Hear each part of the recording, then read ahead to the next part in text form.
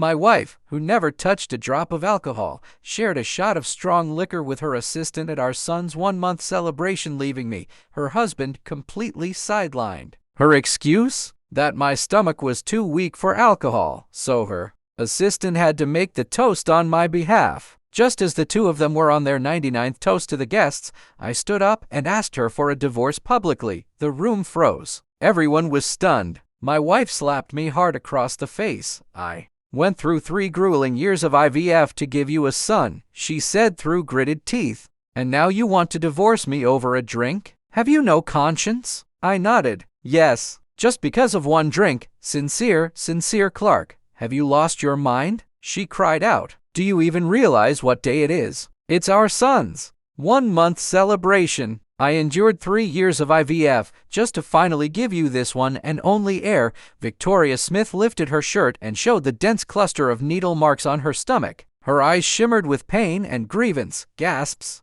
echoed around the room. All the guests looked at the scars. So many needle marks. She must have suffered terribly. People murmured, how could Sincere Clark be so heartless as to bring up divorce on a day like this? Exactly. How dare he? I remember it was him with the fertility problem, wasn't it? Victoria didn't even hold it against him, and she went through all that just to give him a child. Now that the baby's here, he wants to throw her away. It's too cruel. Her assistant, Ethan Miller, stormed up with bloodshot eyes and grabbed my collar. Victoria went through so much for you. How can you be this cold? How can you ask for a divorce today of all days? Are you even human? I looked at Ethan's angry face and gave a cold, bitter smile. You can drink on my behalf, can't you? Then from now on, you can take over the trouble of handling Victoria and the child for me too. I shoved Ethan's hand off and stared at Victoria, my voice flat. Let's get a divorce. The child is yours too. I don't want him.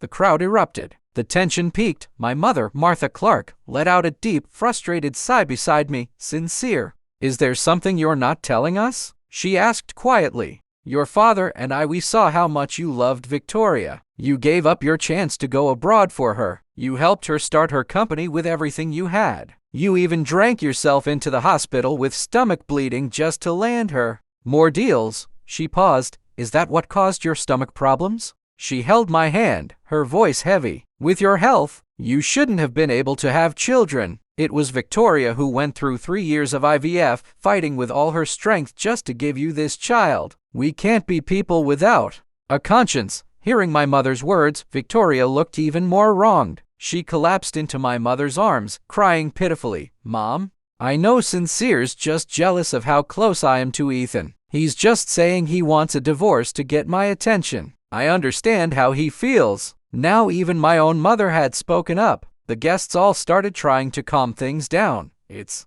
not easy for couples to stay together, especially with a wife like Victoria. She's 1 in a million. She doesn't even mind that you're a dud firing gun. And you want a divorce? Just suck it up and move on. Ethan saw the opportunity and stepped forward again, gently pulling me toward Victoria. Sincere, if you're bothered by how close Victoria and I are, I'll leave. I don't ask for anything else. Just treat her well. I sneered at his pretentious show. No need, I said. The position of Victoria Smith's husband is all yours from now on. I turned to Victoria, my tone final. I've already filed for divorce. You'll grant it whether you want to or not. Then I looked at my mother and said gently, Mom, you'll understand soon why I'm doing this. Don't say another word, she said, shaking her head. I turned to leave, but before I could reach the door, Ethan rushed forward again, blocking me.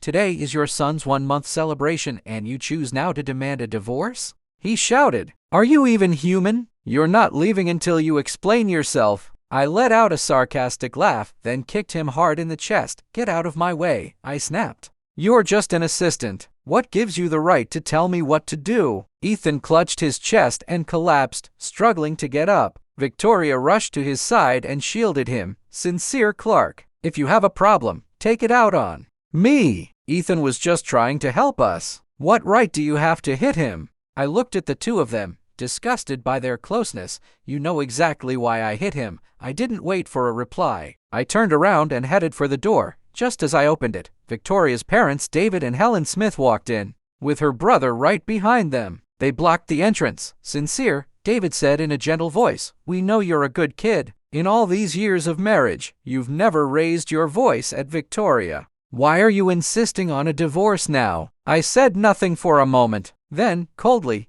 "I just don't want to be with her anymore. It's that simple." Helen Smith's expression twisted in rage. She pointed at me and shouted, "You ungrateful wretch! We never wanted Victoria to marry some penniless nobody like you in the first place. And look at how she's sacrificed herself to keep this family together. She nearly destroyed her body with IVF for you. And what does she get in return? Not a word of thanks, but a divorce. Are you even human?" Victoria's brother, Shaw Smith, stepped forward and punched me hard in the face. "You're just a freeloader. And you really think you're somebody? You're a useless waste of space who can't even produce a child. Only my sister would put up with you. Do you think anyone else would want you after a divorce? The whole city of Riverton knows. You're a useless piece of trash with a dud-firing gun. No one would even pay you to be a gigolo." Blood dripped from my swelling face. I opened my mouth to respond, but Victoria held her brother back. "What are you doing? No matter what, Sincere is your brother-in-law. He's only saying he wants a divorce because he's angry. He'll calm down." People were moved by Victoria's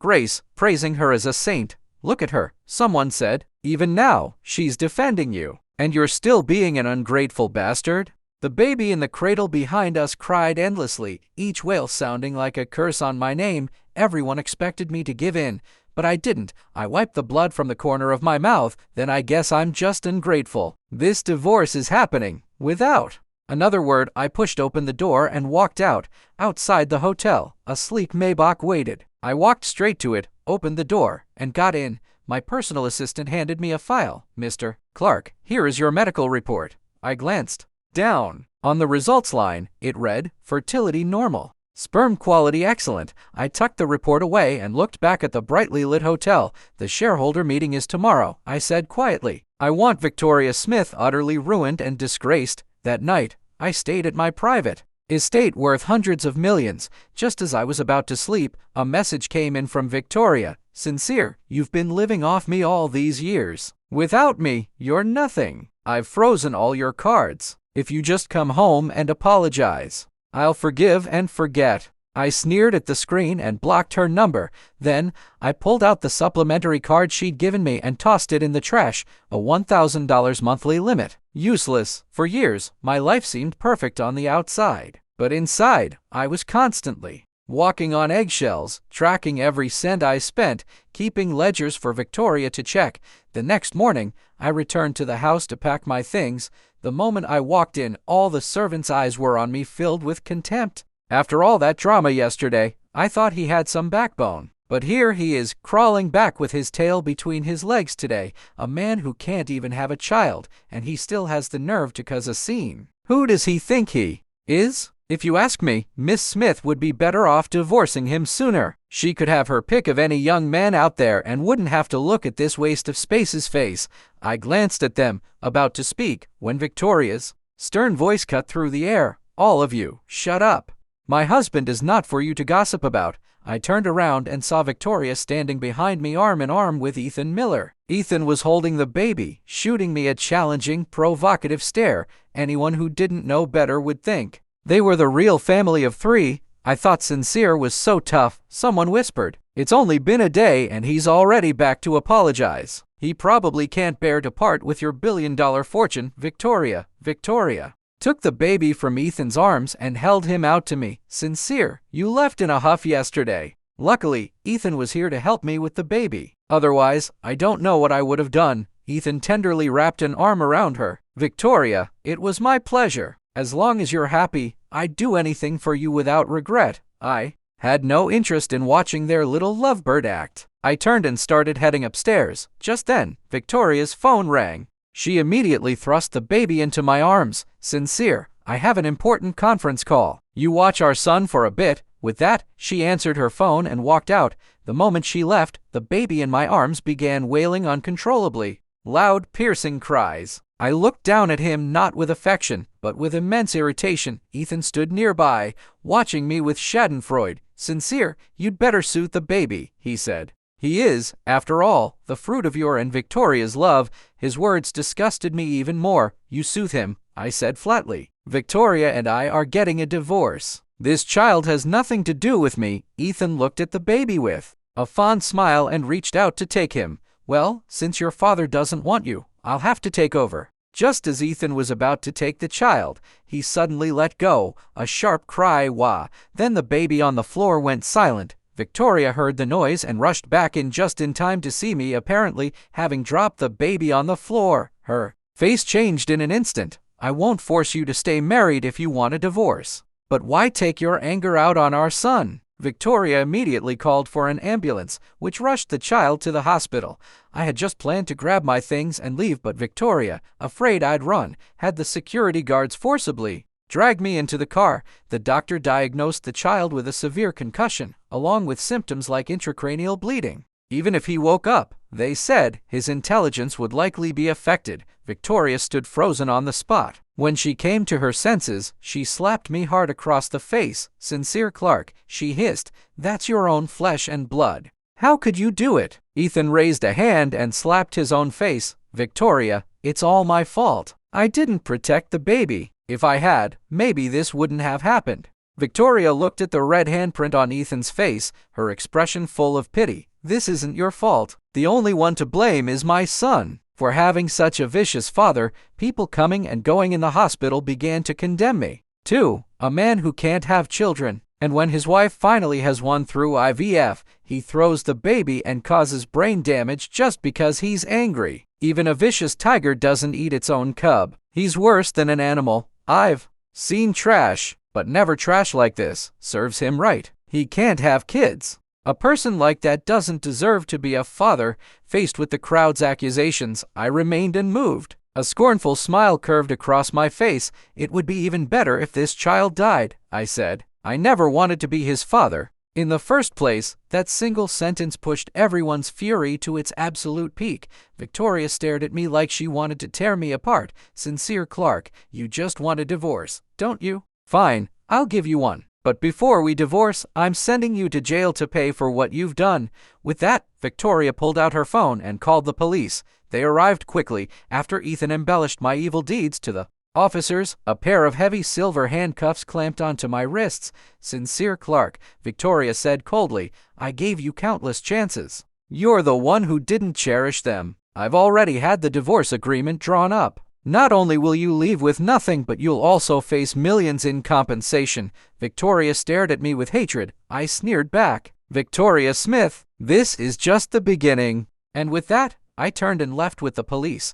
The moment I was gone, Victoria, ignoring the child still under observation in the EQ, rushed back to the company for the shareholder meeting. Sitting in the CEO's chair, her face was grim. "I've already filed a criminal complaint against Sincere Clark. I've decided to transfer the 10% of shares he holds to Ethan Miller and to appoint Ethan as our company's general manager." After her announcement, the shareholders began to vote. Seeing the unanimous show of hands, a satisfied smile spread across Victoria's face, but in the next second, the doors to the conference room were thrown open, and I walked in, dressed in a perfectly tailored bespoke suit. "The biggest investor hasn't even arrived yet," I said. "Your vote doesn't count." The moment she saw me, Victoria's eyes widened. She nearly fell out of her chair. "Weren't you arrested? How could you be here?" I swaggered over to the chairman's seat opposite Victoria and calmly sat down. "I committed no crime, so of course I can be here." Victoria glared at me, furious. "That's impossible. I saw with my own eyes you threw our son on the ground and caused his concussion."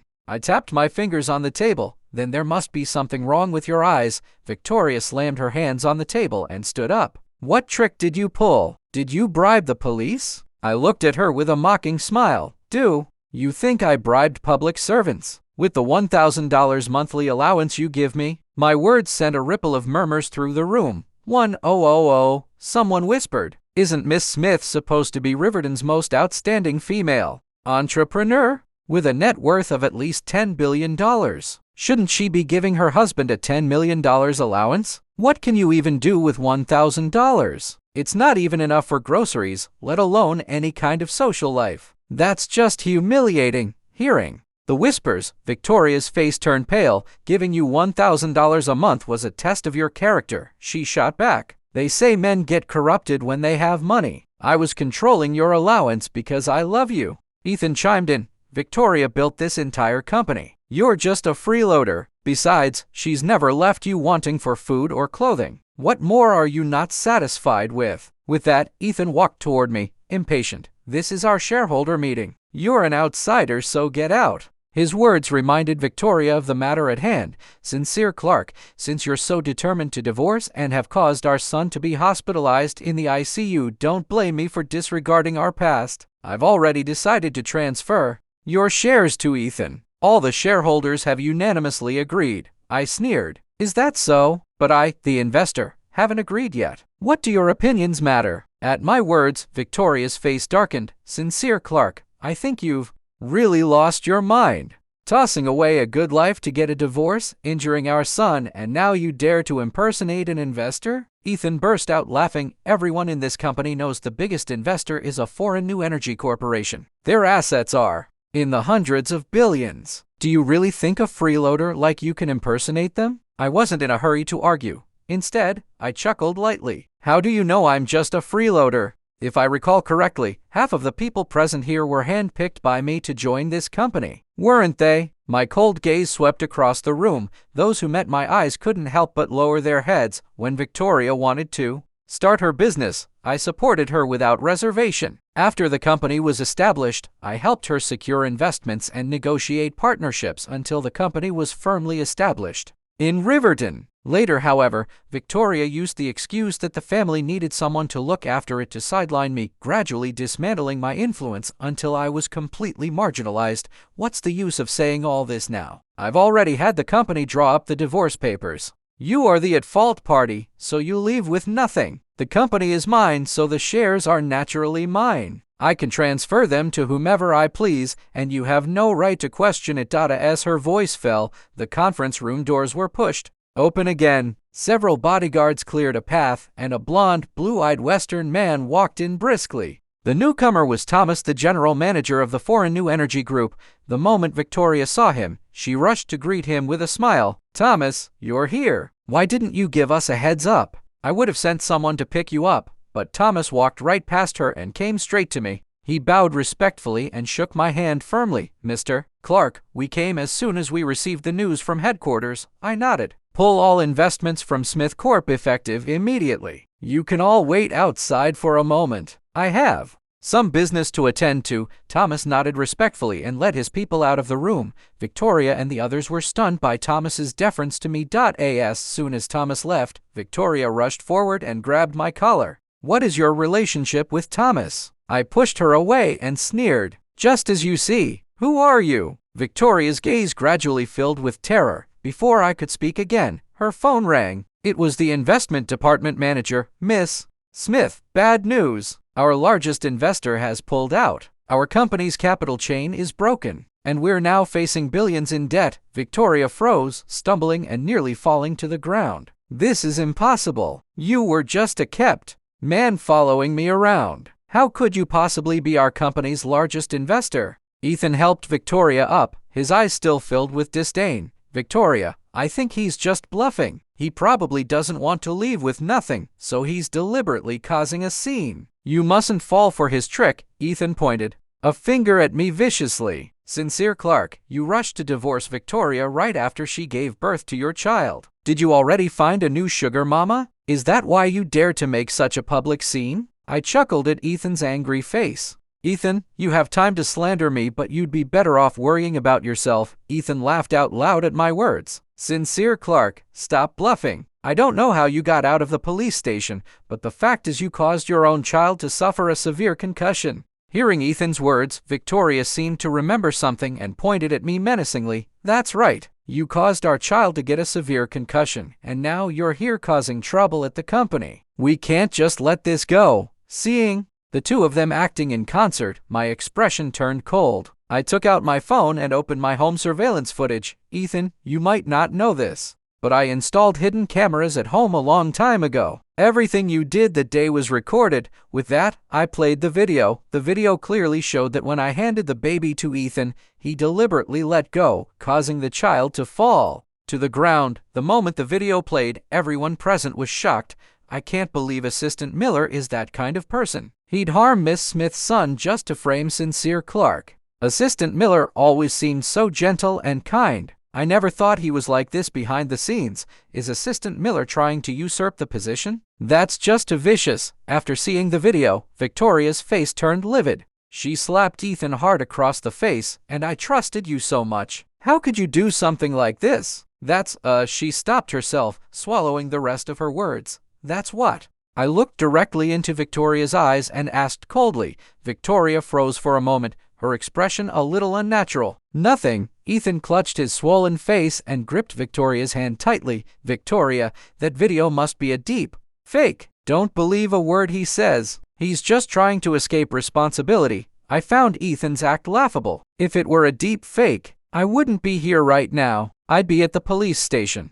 That single sentence left Ethan speechless. Then I took out another document and threw it on the table in front of Victoria. Victoria Smith, you've been forging my medical records for years, making everyone, including me, believe that I was the one who was infertile. My words drew everyone's eyes to the document. This medical report shows his results are normal, doesn't it? Could it be that Sincere Clark wasn't the one with the problem but Victoria Smith? No wonder Victoria stuck by him and went through 3 years of IVF, even though she knew he had a problem. It turns out he was never the problem at all. What a devious woman. Victoria Smith made Sincere Clark take the blame for so many years. When Victoria saw the medical report on the table, her face turned white and she began to tremble. So, you knew everything? You asked for a divorce just to get revenge on me? I snorted. Revenge? The divorce is just to get away from a person like you. Victoria rushed forward and grabbed my hand. Honey, even if I was the one with a problem, it was only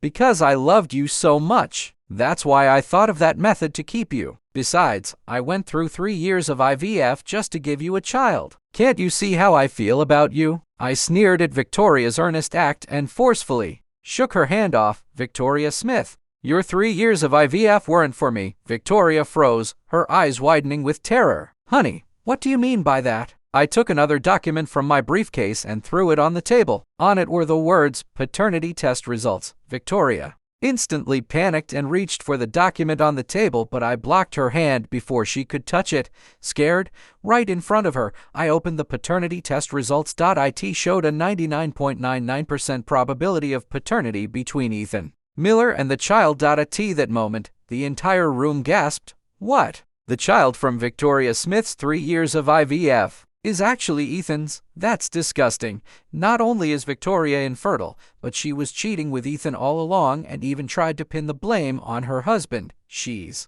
a monster, a scheming adulteress. No wonder Sincere Clark was willing to face everyone's condemnation to get a divorce. Victoria not only had another man's child through IVF but also openly toasted with her lover at the baby's party. What man could stand that? Victoria's legs gave out and she collapsed to the floor. It's over. Everything is over. Ethan, enraged and humiliated, rushed at me, trying to hit me. Sincere Clark, you useless piece of trash. You dare to set us up. Before his hand could touch me, my bodyguard slammed him to the ground. Sincere Clark, I'll get you for this. I pressed my foot firmly on Ethan's back and looked down at him coldly. You should be thinking about yourself. I've already provided the video evidence to the police. When Ethan heard I had called the police, he immediately became terrified. I was wrong. Sincere, I know I was wrong. It wasn't on purpose. My hands just slipped. I snorted. He's your son. Whether you did it on purpose or not has nothing to do with me. Ethan struggled to get up, his face contorted with rage. Since he's my son, it's not your place to judge. He's my son, and I'll treat him however I want. What right do you have to call the police? Hearing this, Victoria scrambled over, grabbed his hair, and slapped him hard across the face. Ethan, are you even human? Do you know how much I suffered to give you this child? And you dare say something like that? I had the bodyguards release Ethan, who immediately twisted around and grabbed Victoria's hands. You're the one who wanted this child. I'm not infertile. You're the one with the problem who insisted on having this baby through IVF. Victoria struggled, trying to scratch Ethan's face. You bastard, Ethan. You caused Sincere to divorce me. You bankrupted my company, and now you're trying to wash your hands of it. Ethan slapped Victoria across the face. Who the hell do you think you are, trying to hit me? "This is all your own damn fault." Victoria clutched her swollen face, looking at Ethan in disbelief. "You dare to hit me?" I asked, my voice low.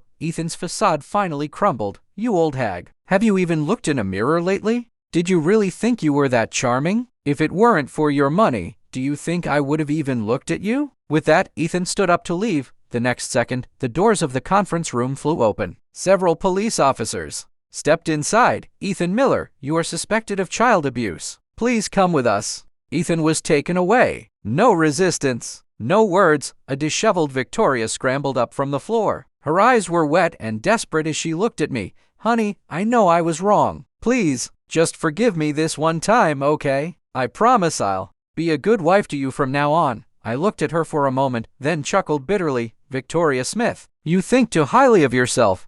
I slowly bent down to her level. "Do you really think I would want a woman who can't even have children?" Her eyes widened, shame and despair pouring into her gaze. I pulled out the divorce agreement from my coat and tossed it onto the floor. "Sign it." She stared at the papers, stunned, frozen. "I don't want a divorce," she said finally. "I will absolutely not get a divorce." She clung to my pant leg, holding on like her life depended on it. "As long as I don't agree, it won't be that easy to divorce me." I shook her hand off calmly. "I've already submitted all the evidence of your affair with Ethan to the court. This divorce is happening." With that, I turned and walked away without looking back. That same day, the story of Victoria and Ethan spread like wildfire online. I can't believe she was acting like the perfect wife while cheating on her husband right under his nose. Disgusting. She went through IVF just to have a child for her assistant, and her husband turned out to be a hidden billionaire, biggest investor in Smith Corp. She threw away a diamond to pick up a stone. She's finished now. I heard her company's billions in debt after her investor pulled out. Lying on a soft recliner in my private estate, I scrolled through the headlines on my phone. A friend beside me looked worried. "Now that your identity's out, aren't you afraid Victoria will refuse to divorce and demand a share of your assets?" I laughed lightly. Back when she was sidelining me, she made sure all the companies under my name were cleared out. To make her feel secure, I deliberately registered everything under my mother's name. I was planning to tell her on our 5th anniversary, but she surprised me first. As things stood, I had no assets under my personal name. Just then, my phone buzzed. A message. "I will not agree to a divorce. My company is now billions in debt. As long as we're not divorced, this is marital debt. I'm waiting for you at the coffee shop downstairs from the company. Let's talk properly." I stared at the message, amused. How ironic. She had transferred all company assets to her name long ago just to guard against me. And now that she was in trouble, she suddenly remembered who her husband was. Still, I chose to go. When I arrived, I saw her sitting in the corner of the cafe, heavily disguised, like someone on the run. Her eyes lit up when she saw me. "Honey, I knew you couldn't bear to part with me. You still love me, don't you?" I gave her a sarcastic smile and slid the divorce agreement across the table. "Sign it." "There's no future for us." She froze. "No, I don't agree to a divorce." Even seeing her flustered, I remained calm. "If you don't agree, I'll continue to appeal to the court until you do. Your infidelity, having another man's child through IVF, each one is enough for me to sue you." Then I paused and slowly knelt in front of her. "But if you agree to the divorce, I'll promise not to press any further charges and I'll agree to take on half the debt." Victoria stared at me, silent. Then, after a long moment, she picked up the pen and signed. After signing, she clutched my sleeve. "Honey, don't worry. This divorce, it's just a temporary measure. I'll make it up to you. I promise. Just give me one more chance." I found her delusion almost funny. I pulled my sleeve free, cold and final. "There is no us anymore." I turned and walked away. Outside, I took the asset agency agreement tucked within the divorce papers and handed everything to my lawyer. "Process this divorce immediately. Then liquidate every asset under Victoria Smith's name." I left without a second thought. Victoria spent the next few weeks at the hospital, caring for the child. It was a month before he was discharged when she finally returned home and opened the front door. She saw workers hauling things out. "What are you doing? Why are you in my house?" A worker looked at her dismissively. "Your house? This villa was already used by your ex-husband to pay off debts." Victoria was stunned. "What? That can't be. Didn't Sincere Clark say he would take on half the debt? Why would he liquidate my assets?" Panicking, she pulled out her phone and tried to call me. The call didn't go through. She had been blocked, lost. She went to her company building only to find the sign on it had already been changed. Even the receptionist sneered. A woman who cheated with her assistant dares show her face again? Do you think you're still the high and mighty Miss Smith? Get lost before you dirty the place. Completely defeated, Victoria wandered aimlessly, cradling her child. As she walked down the street, she suddenly spotted a familiar figure stepping out of a sleek Maybach. Ethan Miller. His arm was around a plump, rich-looking woman. A sycophantic smile on his face, fury boiled inside her. She stormed forward. Ethan Miller, what the hell are you doing? Ethan's eyes filled with disgust. Stay away from me. Don't get your poverty stench on me. Victoria trembled. I've been ruined because of you. Even our child has brain damage, and you're hooking up with another woman? Ethan looked at the baby in her arms like it was a bag of garbage. You're the one who wanted that kid. Has nothing to do with me. Don't pin it on me. If you don't want to raise him, then dump him. Don't drag me into it. He turned to walk away. Victoria lunged, grabbing his arm. You can't leave. You can't just walk away. He'll need therapy. He needs money. You have to help. Ethan viciously shoved her to the ground. Get lost, you old hag. Still trying to cling to me? Who do you think you are now? Just a soaked rat. He kicked her leg hard, then wrapped his arm tighter around the rich woman and strutted off. Victoria sat there in the street, holding her baby, watching them disappear. A sinister glint flashed in her eyes. That night, under a cold wind, Victoria climbed over the wall of a villa. From inside, she heard moaning Ethan's voice. Rope in hand, she crept up from behind and wrapped it tightly around the woman's neck. The woman collapsed to the floor. Ethan screamed. He ran to the doors. All of them were locked. He dropped to his knees. I was wrong, Victoria. I know I was wrong. Please, please let me go. Just this once. Victoria sneered. Let you go? Then who will let me go? She pulled out a lighter. Only then did Ethan notice the floor had been drenched in gasoline. She tossed the lighter. The flames erupted instantly. By the time the police arrived, the villa was a burning husk. All they found was a baby left in the bushes outside. He didn't cry. He didn't smile. I received the news as I was preparing to board a plane.